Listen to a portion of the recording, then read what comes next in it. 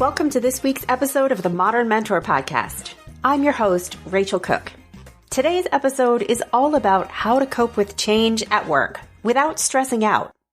Because while that cocoon of your comfort zone is such a tempting place to stay, change is the new constant. While each person's experience of 2020 has been unique, I bet many of you have lived through some version of the following. One day you were in an office, shaking hands, having in-person meetings, and serving a known set of customer needs.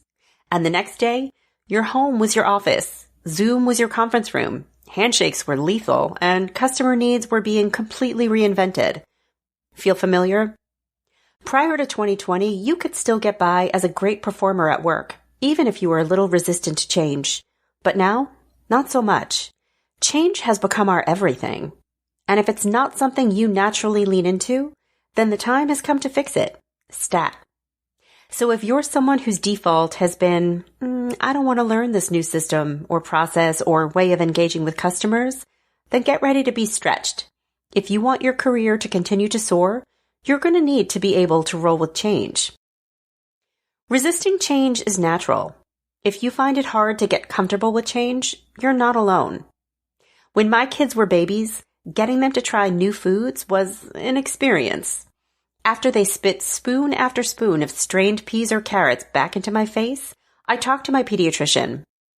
I learned it would take 7 to 8 experiences with a new food before my baby would begin to like it or at least stop spitting it at me. This is due to the mere exposure effect. While we may like or appreciate some things out of the gate, like chocolate fudge sundaes, our natural inclination is often to resist anything that feels different. But more exposure equals more comfort. We're wired to prefer the familiar and comfortable. In our work lives, we're not always offered a grace period of 7 to 8 exposures to a new idea before we have to adopt it.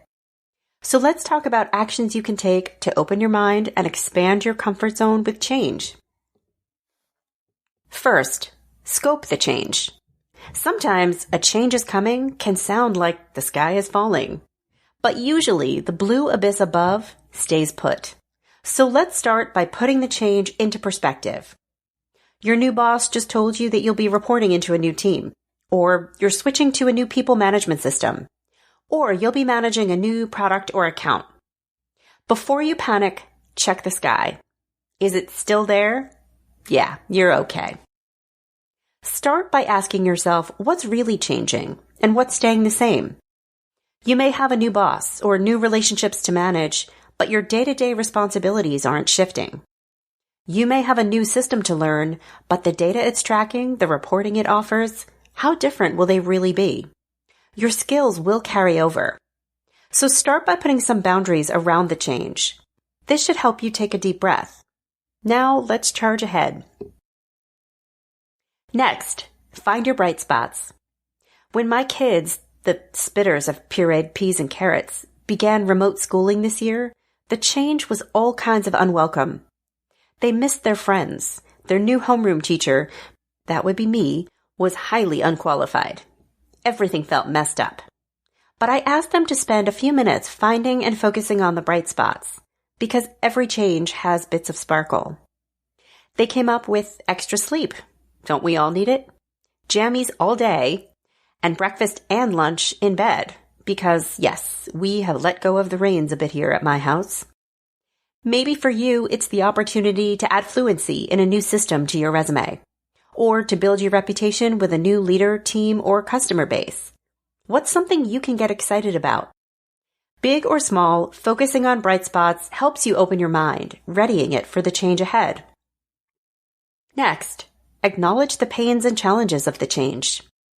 Do focus on the upside, but not at the expense of acknowledging and preparing for the challenges. Don't put your head in the sand. We resist change for a reason. There will be growing pains. Transitioning to a new system does provide you with new opportunities, but there will also be a learning curve. It will take time, focus, and effort. You'll be pushed out of your comfort zone. If this triggers mild concern or anxiety, don't push that down. Give it space. Address it. Part of gaining comfort with change is giving yourself a chance to master it. The only way to master change is to resolve and repair pain points. We can't resolve what we can't see. So give yourself the space to list out every single thing, big or small, that scares or challenges you. What might live on your list? Maybe it's finding time to learn a new system, or having to build new relationships virtually, or feeling like a novice after years of feeling like an expert. Next, identify actions within your locus of control. Part of what makes change feel scary is the sense of losing control. According to the Harvard Business Review, many employees have had to abruptly accept fundamental changes to their work routines. And these changes have been stressful because they've stripped people of their autonomy, which is detrimental for employee performance and well-being. In other words, it's normal to crave a sense of autonomy, of control. So here's where you focus on what you can control and make it happen. Look at your sources of anxiety or discomfort. Identify tangible actions you can take to close the gap or minimize the pain of the change. When I left the world of full-time employment to start my own business, I was terrified of managing that change, even though I'd been the one to initiate it. But as a taker of my own medicine, I followed this very process. And when I arrived at this step, I identified a series of actions in my control. Here's a sampling of what I came up with. Invite every small business owner I know to coffee and pick their brain. Read one book per month on a relevant topic, consulting, marketing, pricing, etc. Hire a coach to help me learn to build. Hire a lawyer to ensure I don't step off a cliff. You get the idea.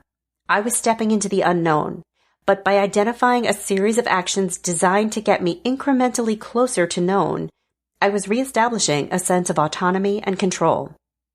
Maybe you have to learn a new system and you're afraid it will be complicated.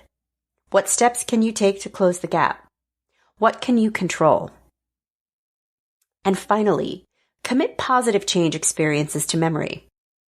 I reflect on the days of smushed peas and carrots. Mostly it was gross. But once in a blue moon, a baby would accidentally swallow a mouthful, and I was nothing but jazz hands. Turns out my enthusiasm was accidental genius, because now baby associated mush with entertaining mommy gymnastics. For her, it became fun, and over time, she downed more mush. And really, that's kind of your goal here. When you have your first positive experience with that new system, even if it was an accident, make a note of it. When your first client lights up at the description of that new product feature, capture that. These winning moments add up over time. And suddenly one day you realize, hey, these smashed peas and carrots are kind of delish. Who knew? And there you have it. My thoughts on how to navigate change while keeping your cool. Have a question I can answer? Check out my bio for all the ways you can reach me. You can also visit my website at leadabovenoise.com or follow me on the Modern Mentor podcast page on LinkedIn, where I share exclusive videos, articles, and bits of inspiration. Join me next week for an episode about how to show up confidently without stumbling into arrogance. Until then, thank you so much for listening and have a successful week.